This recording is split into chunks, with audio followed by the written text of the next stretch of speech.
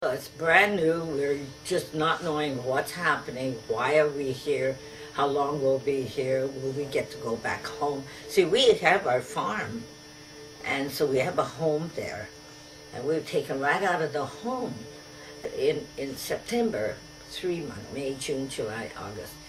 September, 4th, I think August and September, we were put on this horrible train, cold, old train. And we had to pull our blinds down and go on a train all the way to Colorado for about, it was 4 days. And you had nothing but straight backs, you know, that you had to sit in. 4 days on the train? Uh-huh. They let us out one time in a desert, and people used to say, oh, we were evacuated for our protection, because there are a lot of people that just looked at us and called us Japs, you know, and I'm confused with the enemy of the Japs, you know, because our country was at war with Japan. But what happened is that, gosh, they let us out in the middle of the desert. They had the military guard around us, as if we're going to run in the desert. We didn't know where to go. Anyway, the guns were facing us. It was kind of a scary situation. One of the soldiers asked for my red hair bow, and I was so surprised, and I always used to wonder, why would he want my hair bow? And in my diary, I wrote, and I gave it to him. So I did keep a kind of a diary of my experience. Do you remember? But we were brought up to be very law-abiding and very honest, and that's kind of the culture, the value system that our parents had. And so we're going to do anything that anybody makes us do. So I think that culture really made us go. I don't know what other culture would have, even if you're an American citizen, to be unconstitutionally moved. You know, we did not fight it. You know, we were, our Japanese American Citizens League, they decided that we should be law-abiding and prove our loyalty. Mm-hmm. So after we got off the train in Granada, they put us on trucks, right? They put us on the back of the trucks, and then they hauled we could only take what we could carry, so everybody had maybe one suitcase. When we got into camp, and that's the campground, you know, if you want to give me that other picture, sure. I can put it on the camera, the picture. But when we arrived there, you can imagine, bring the other one later too, but when we arrived there, naturally they were busy finishing the camp. And we were in these barracks, and you could tell they were like 7,000 to 8,000 people. The big buildings were the bathrooms, facility. The big ones were cafeteria, or I call it the mess hall.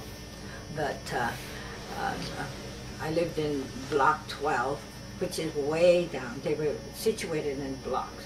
And like Merced, it was an in-house town. The citizens ran this town, cooked and did the cleaning, and it was a self-governed town. And so what happened, they tell me that, and I don't remember this part, but what happened is that actually they gave us cots. And every barrack we had one family in a barrack. Merced was worse, you know. In Merced Assembly Center, there was no ceiling, and there was tar paper. And so you could hear what was happening way down on the barrack. There would be about 5 or 6 families in every barrack. And so it was like wall-to-wall cots if you have a big family. My family, we had one 20 by 20 kind of, and then the next room, which was really the end room. And so we had 2 areas. But there was nothing in there, black, except the one potbelly stove. and we had coal bins outside, so that's where we got the heat. And I met a lot of good friends, and so that's the best part of camp. The worst part is not having any freedom. And so when I talk to high school kids, I tell you, and I read to them and tell them, you know, freedom to you doesn't mean much, but if it's taken away from you and you don't have any freedom, you know what that means. So we had a hard time coming back because Californians did not want us back. They really did not want us back. In fact, a lot of the houses were shot into. It's really a scary story how it's a wonder, you know, people weren't really killed. But vigilantes ran through the town, through the country, shooting into homes.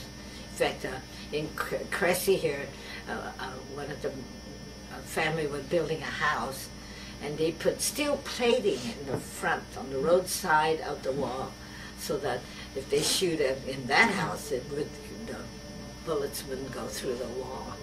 So it was a very scary time. We came back.